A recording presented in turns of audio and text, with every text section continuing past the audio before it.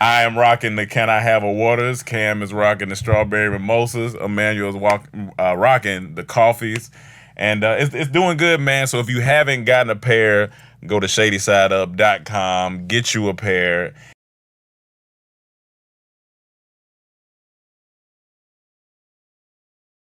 Thank you for watching this video. Make sure you subscribe and most importantly, click the bell so you get notified as soon as we drop a new video. Also, if you have clicked the bell, make sure that your YouTube notifications are enabled so that you get the notification. Enjoy the video!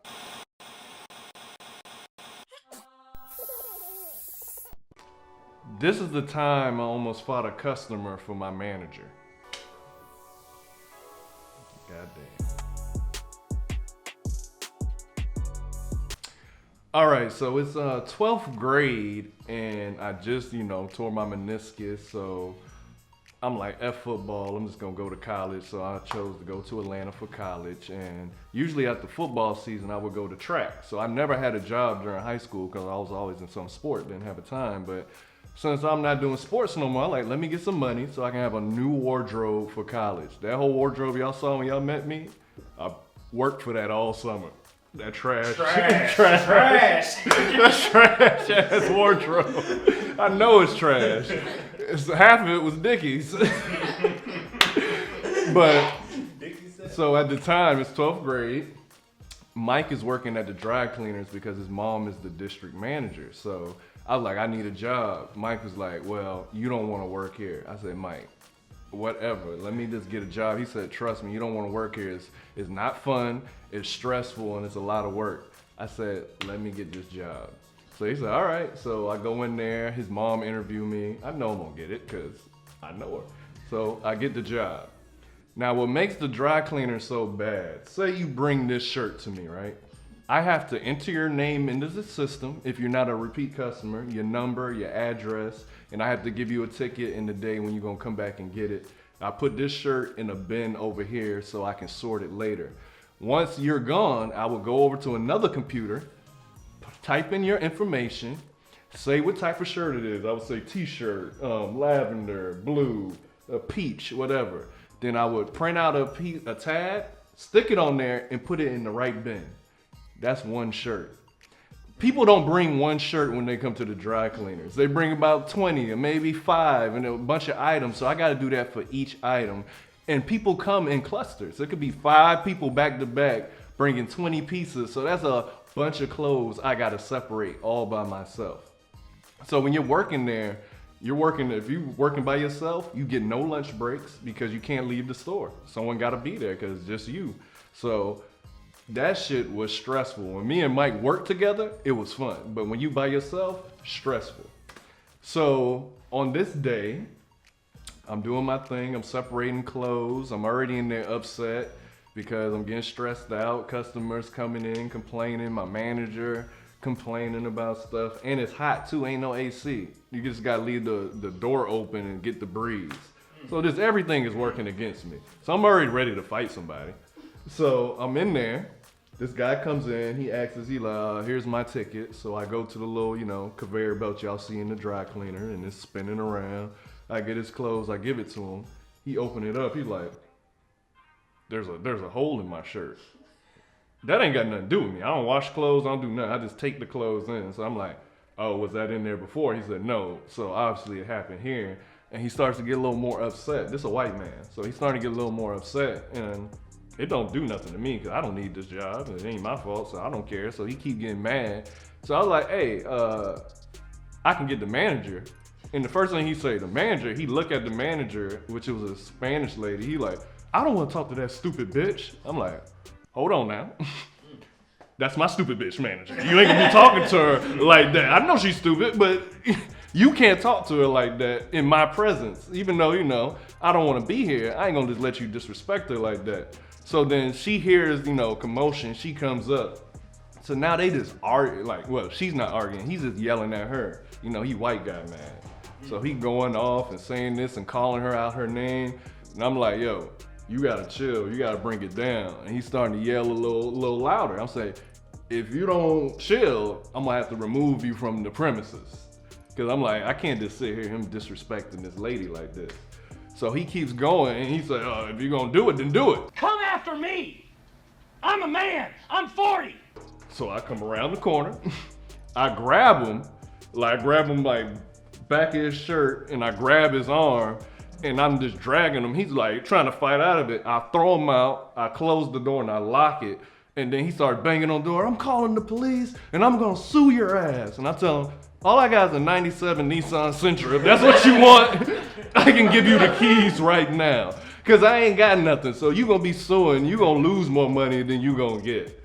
And I just got that Nissan Sentra, so that's all I owned at that point. And the trash clothes I was bringing to Atlanta for college. The Dickies. So he walks off, and I'm like, all right, I handled it like a man. I handled it in a responsible way.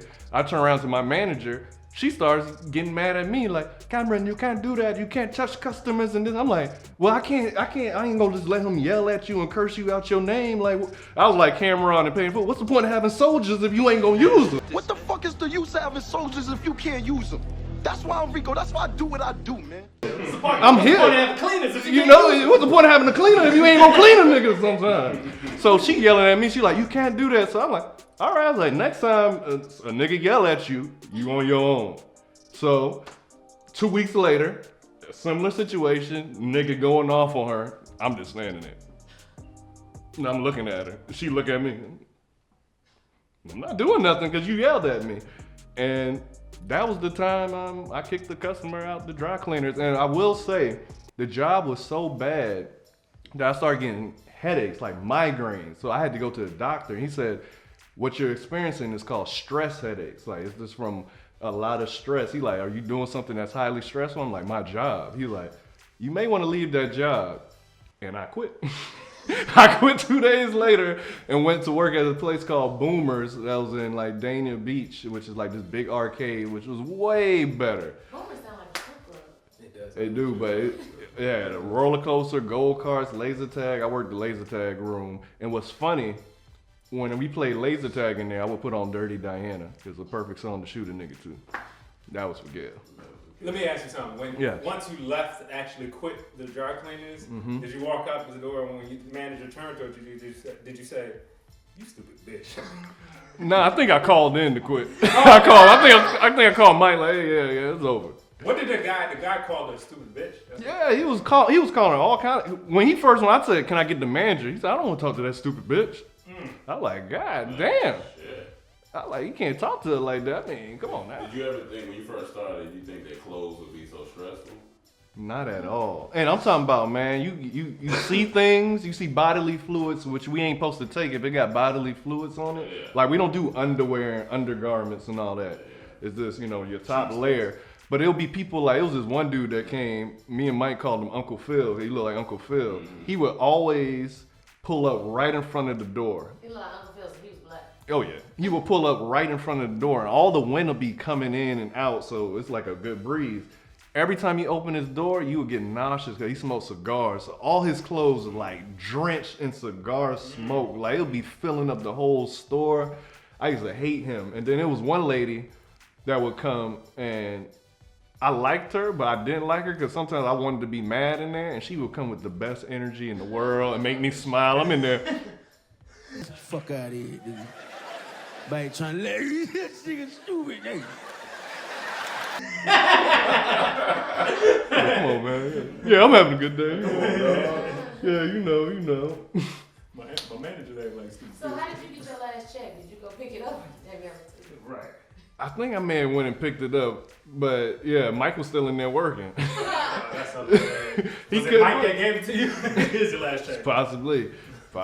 So. All right. Well, good story.